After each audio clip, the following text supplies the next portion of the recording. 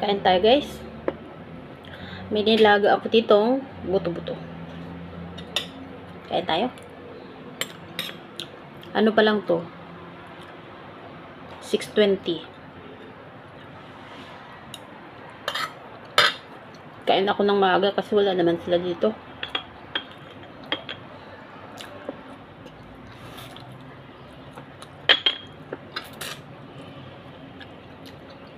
Kunti lang yung laman.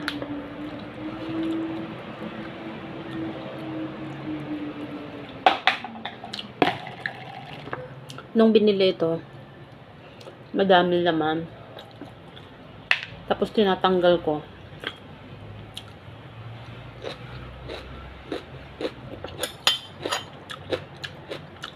Kasi pang soup base lang namin ito.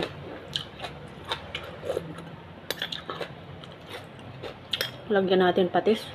Wala lasa.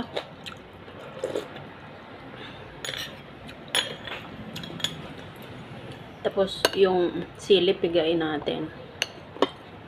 Pisain natin yung sili para magka-anghang.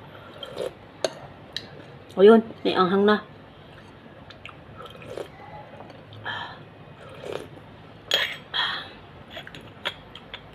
Walang lasa to guys ang sabaw ko. Kasi soup base namin ito ng tanghali. Tapos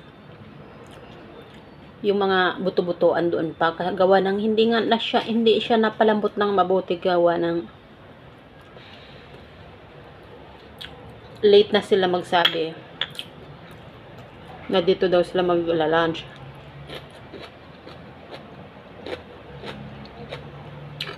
Kaya hindi ko na palambot ng mabuti yung buto-buto. Pero ang kailangan lang naman yung sabaw lang. Parang doon sa noodle.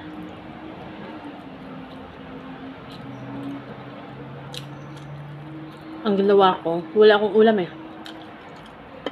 Tapos ito lang ang natira. Ang ginawa ko, nilagyan ko ng pechay. Tapos sabi ko, sa isip ko, pag walang lasa, mag-ano na lang ako ng patis, sausawan. Kaya ito may sausawan ako. Dinagdagan ko lang kasi ng mainit na tubig ito, tapos pinakuluan. Saka nilagay yung aking pechay.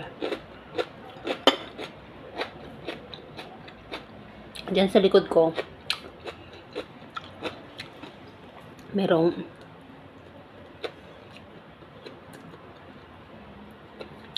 tanim, ano yan? Yung pinotol baga na sanga. Ano yan? Parang sa blue ginger baga. Ay kailangan ko ng ginger stem para doon sa aking iluluto na si cucumber. Sabi niya ng amo ko, maghahanap daw siya.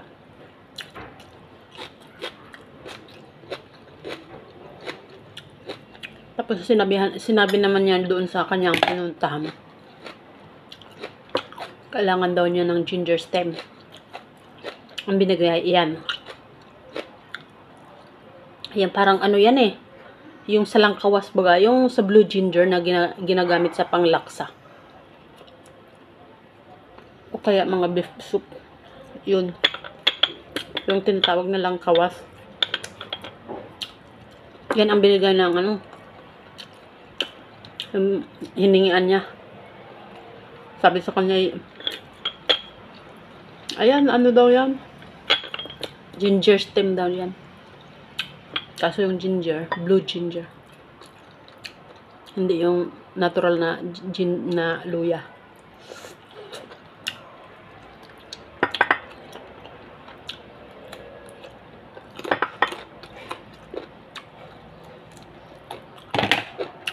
Magkikit-kit talaga tayo nito buto-buto guys.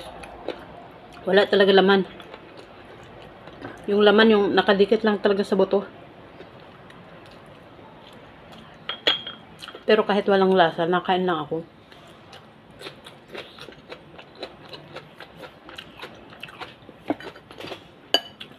Hindi naman talaga importante na masarap yung pagkain mo. Hindi naman importante yan na masarap. Ang importante guys, busog ka. Kasi kung maghahanap ka talaga ng iba pa, gutom ka dito. Hindi mo naman basta-basta pakialaman yung ulam nila dyan sa rep. Kasi pag hinanap yan sa'yo, ang isasagot mo.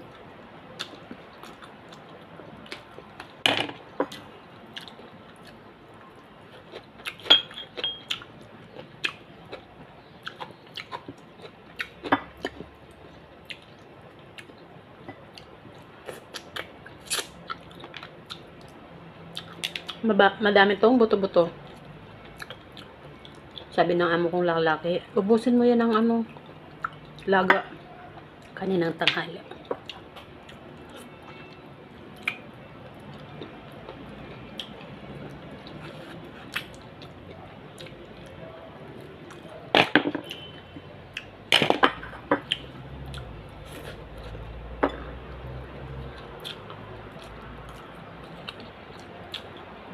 Pagkatapos nito,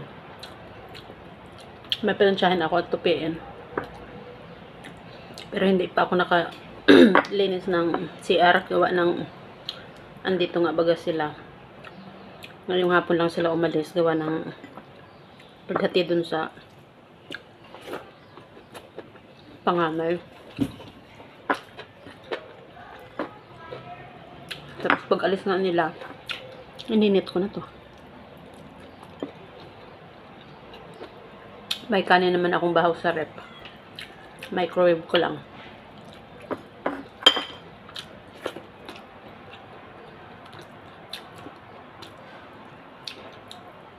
Meron pa naman laman kunti. Okay na to.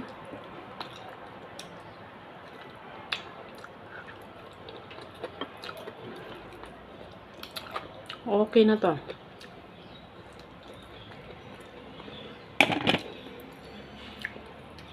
May gulay naman eh.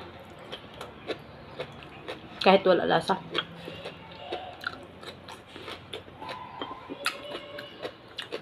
May konting sustansya pa naman yan.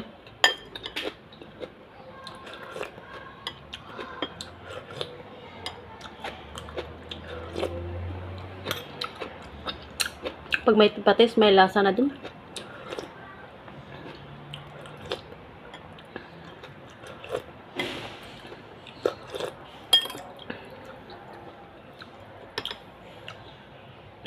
Busin natin ang KitKat.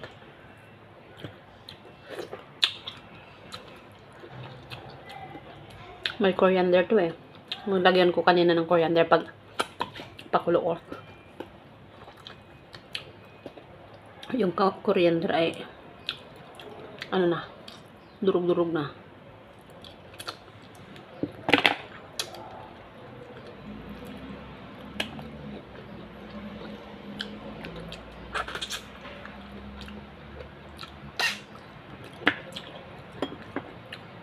Ito naman gusto ko yung mag-KitKat.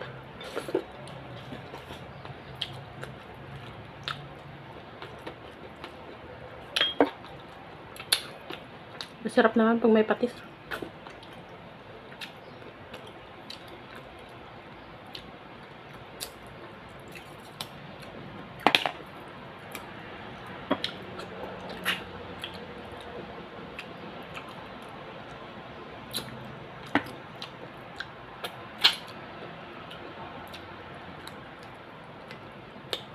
Matulis ng mga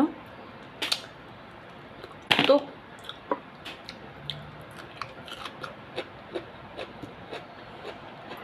Busin natin ang gulay. Sayang.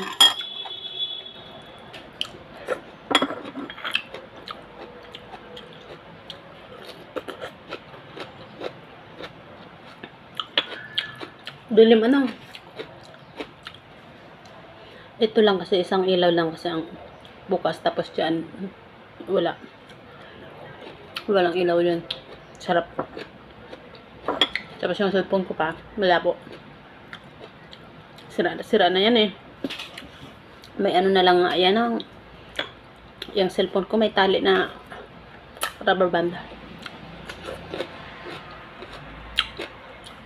Kasi malalaglag yung screen niya.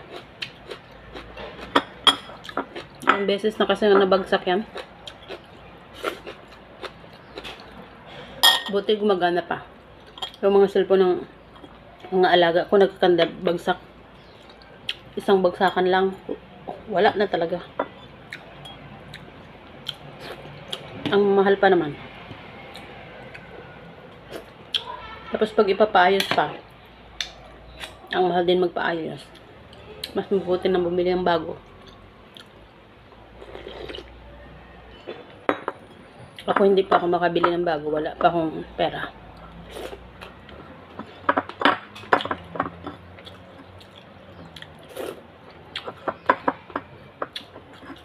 Solve din ay. Solve din ang hapunan ko.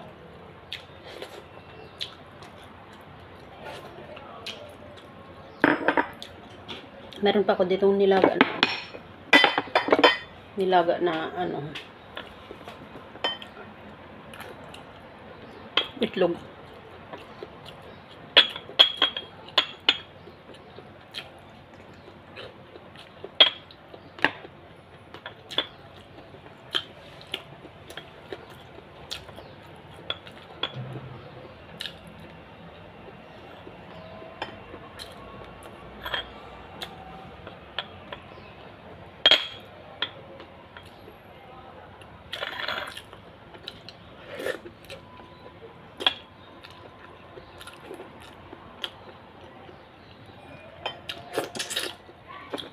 Busog din ako eh.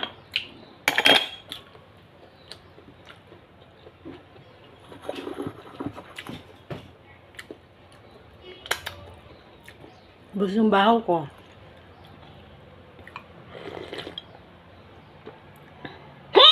Oh!